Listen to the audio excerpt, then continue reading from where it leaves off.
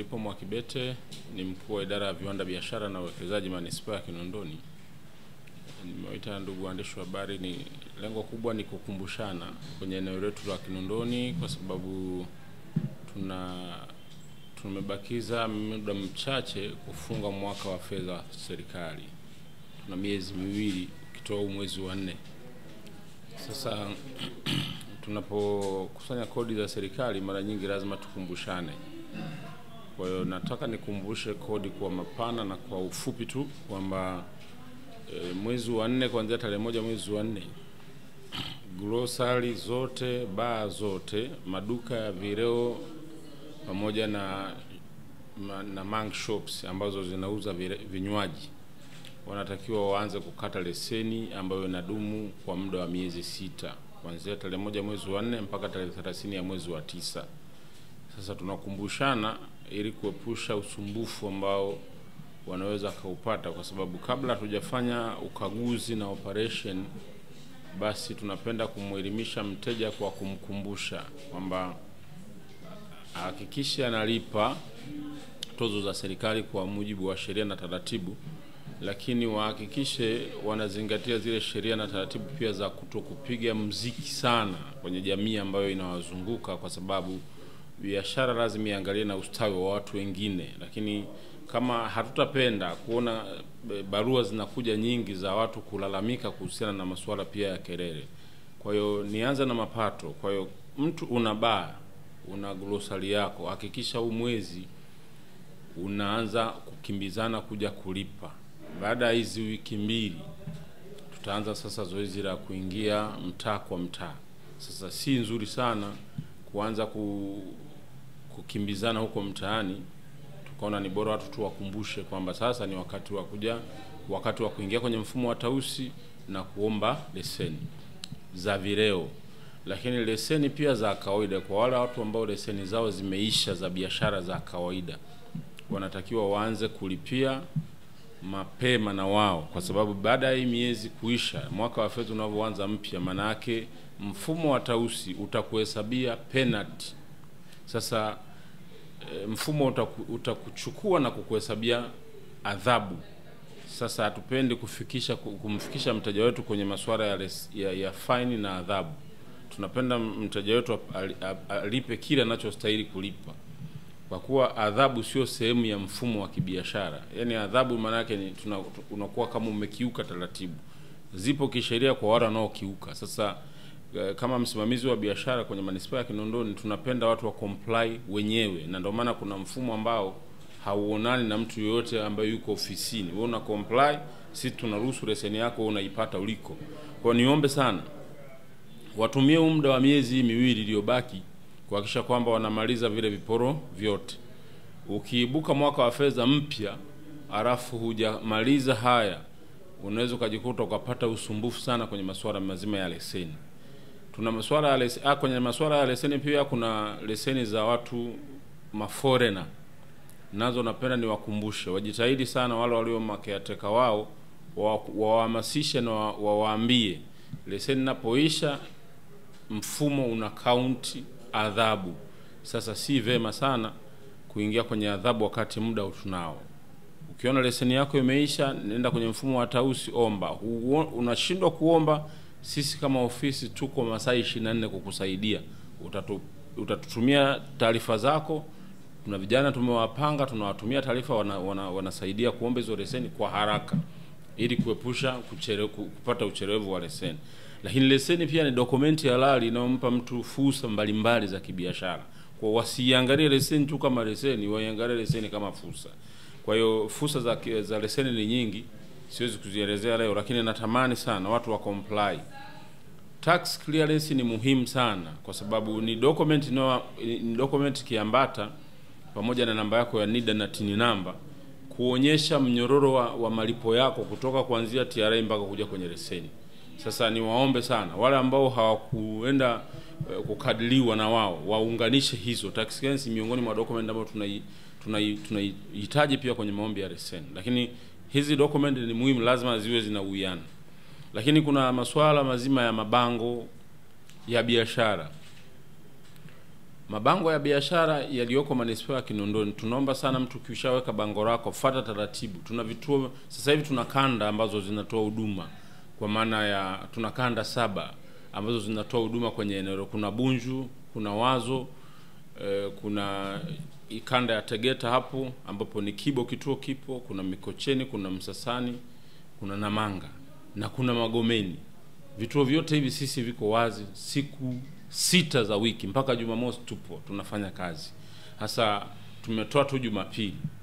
Tunaomba sana watu wazitumie hizo nafasi kuanzia tarehe 1 mwezi huu wa 4 tulioanza kwenda mpaka mwisho wa mwaka tarehe 30 wa mwezi wa 6. Una bango lako lipia, una leseni yako lipia. Pia tuna swala zima la service levy, ushuru wa huduma kwenye biashara zile za kawaida ambazo tunatoa leseni. Mnalipa kwa awamu 4. Maana yake tunaigawanya kwenye miezi mitatu.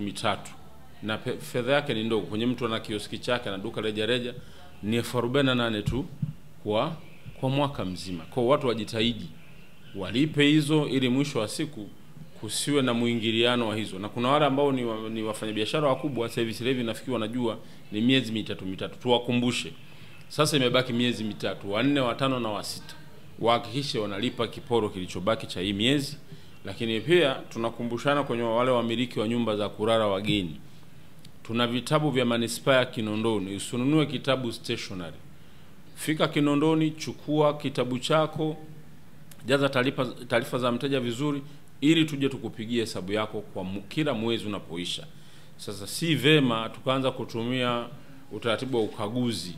Hebu anza kujikagua mwenyewe kabla sisi hatujafika kwenye swala zima la ukaguzi. Kianza kukaguana, tunafika mara tunasema tumeonewa, lakini kitu ambacho wewe ulitakiwa comply mapema.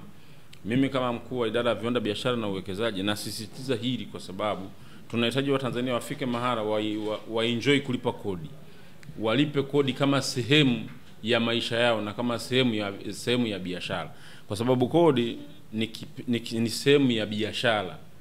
Sehemu ya mtaji na biashara ni kodi. Kwa unapopata faida kupitia mtaji, basi kile ambacho umekipata basi unalipa na hizo tozo za serikali. Lakini tuna masuala mazima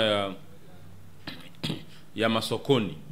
Niombe sana wafanyabiashara wa masoko wadai risiti kila pale wale watoza ushuru wanapofika. Wasiruhusu mtu kutokuwapa risiti kwenye masoko. Ushuru unatakiwa ulipwe kwa mujibu wa sheria na taratibu, na risiti zinatolewa na POS machine. Kwa kila mtu ambaye yuko kwenye eneo lake la soko husika hakikisha anadai risiti na kupewa risiti. Tutakapoingia hapo kwenye ukaguzi kwenye hayo maeneo, tutapenda sana kila mtu awe na uniform ya risiti. Kwa hiyo na pia tuna masuala mazima ya frame za biashara.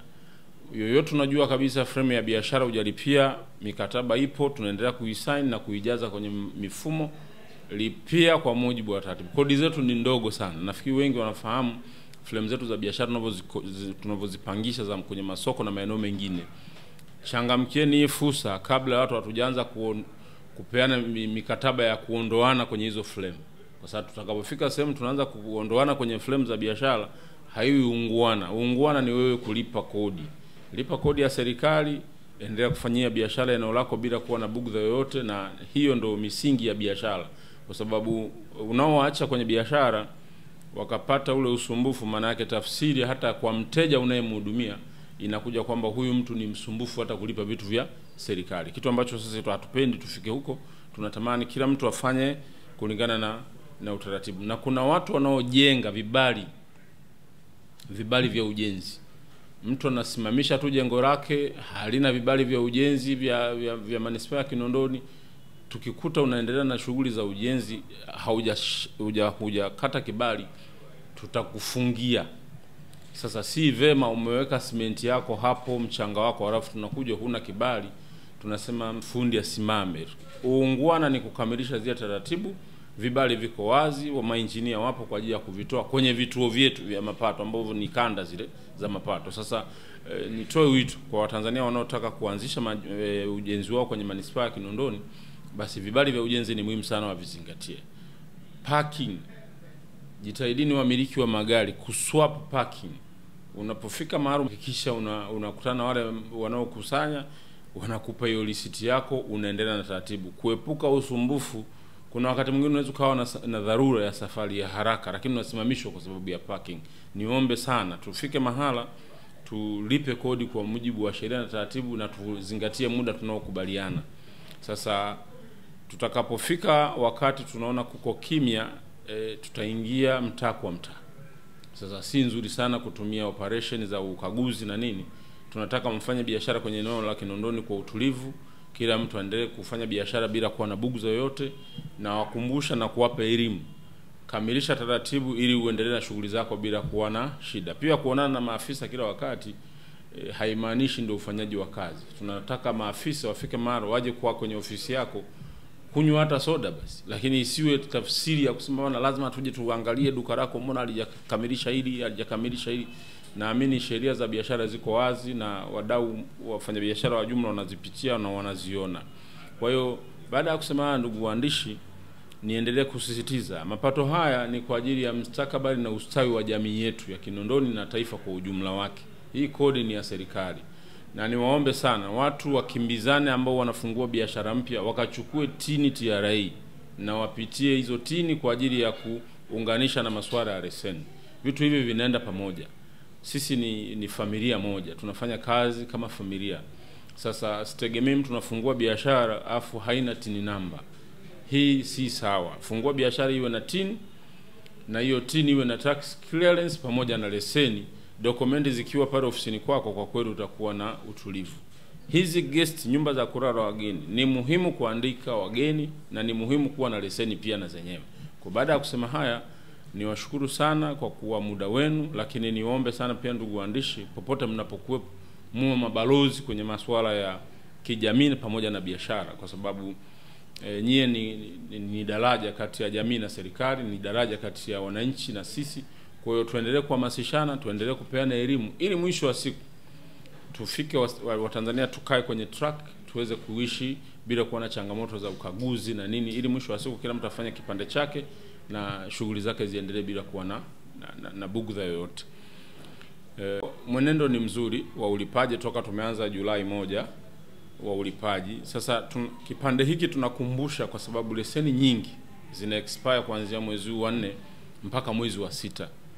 Sasa si vema sana kumnyamazia mtu leseni na expire alafu tunaingia kwenye ukaguzi tunakuta ime expire. Anaweza akasema kwa bahati mbaya nilisahau. Sasa ili asiseme kwa bahati mbaya nilisahau, basi ni jukumu letu sisi kama idara ya viwanda, biashara na uwekezaji kumkumbusha kwamba hii sasa leseni yako unaipitia kuona inapokuwa imeisha, basi hakikisha unailipia na serikali inapata kodi yake na vitu vingine vinaenda, kwa sababu hizi kodi tunazikusanya kwa ajili ya mustakabali na ustawi wa jamii nzima. Kwa hiyo tunatamani sana kila mtu awe kwenye sehemu yake akifanya kazi kwa utulivu bila kuwa na usumbufu. Sasa walio wengi unakuta leseni ime expire muda mrefu kaisahau. Sasa tunakumbushana. Timu tumeshazipanga zinaendelea kufanya ukaguzi kwenye maeneo mbalimbali, lakini sasa tunajaribu kuwakumbusha kwenye backlight au wafanya biashara wajue kabisa ni wajibu wetu pia kuwakumbusha.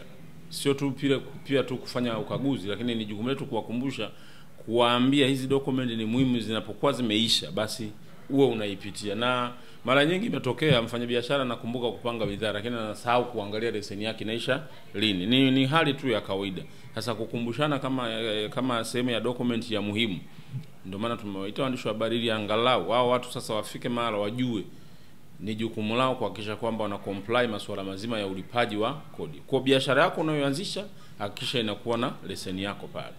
Usifanye biashara bila kuwa na leseni ya biashara, kwa sababu unakuwa umekiuka sheria za biashara. Leseni ni document ya muhimu inayokupa uhuru na uhalali wa kufanya biashara kwenye eneo lolote ndani ya mipaka ya nchi yetu. Lakini kwenye manispaa ya Kinondoni hatutaruhusu leseni yoyote dondoke. Kila mtu afanye wajibu wake, afanye biashara ikiwa na leseni ya biashara. Na eneo 13 ambao watu sasa mbalimbali wameleta maandiko yao kwa ajili ya kuomba kwa ajili ya ujenzi wa uwekezaji wa tofauti. Kwa hiyo sisi kama Kinondoni kwa maeneo tuliyowekeza kuna masuala ya apartment tunayo, tuna stendi, maeneo ya stendi, tuna masoko. Kwa mfano ukiangalia sasa hivi tumefungua soko la Tandale ambalo lilikuwa ni nafikiri nachukua eneo kubwa. Tuna stendi ya Mwenge, tuna apartment ziko huku Oyster Bay. yote haya sisi ni maeneo ya uwekezaji ambayo tunajua kabisa kupitia hayo maeneo uchumi wa Kinondoni unaendelea kuimarika. Masoko tumefungua, masoko madogo madogo yapo pia ambayo yanaenda kwenye maeneo ambayo hayafikiki. Sasa yote haya tunajaribu kupambana kuona kwamba hizi fursa za uwekezaji tunazozifungua basi zinakuwa kubwa. Sasa hivi ambacho tunategemea kukipata zaidi, tuna uwanja pia wa mpira wa KMC. Nafikiri mmeuona sasa hivi, nafikiri hata mwaka haujaisha toka umeanza kutumika, lakini mnaweza mkaona jinsi ambavyo timu zinavyokuwepo pale, wanaozunguka na lile eneo, shughuli za kiuchumi zinavyoendelea wakati mechi zinafanyika. Kwa watu wanafanya biashara bila kuwa na changamoto yoyote, lakini mapato ambayo yanaingia kwenye manispaa ya Kinondoni. Sasa nje pale pia hiyo stendi kuna maduka mengi ambayo yanazunguka mle ndani. Huduma nyingi zinapatikana kwenye lile eneo. Sasa niendelee kutoa wito kwa Watanzania kwa ujumla. Tunapotangaza hizi fursa za uwekezaji, tunatamani Watanzania wawekeze mitaji kwenye nchi yao. Waje waombe na wapate haya maeneo. Lakini kwa bahati nzuri niseme Watanzania wengi pia wameomba haya maeneo ya uwekezaji tuliyoyatangaza, na watu sasa baada ya taratibu za kiserikali zitakapokamilika, basi hao maeneo wataendelea kuyawekeza kwa ajili ya mustakabali wa kupata sasa fursa zaidi.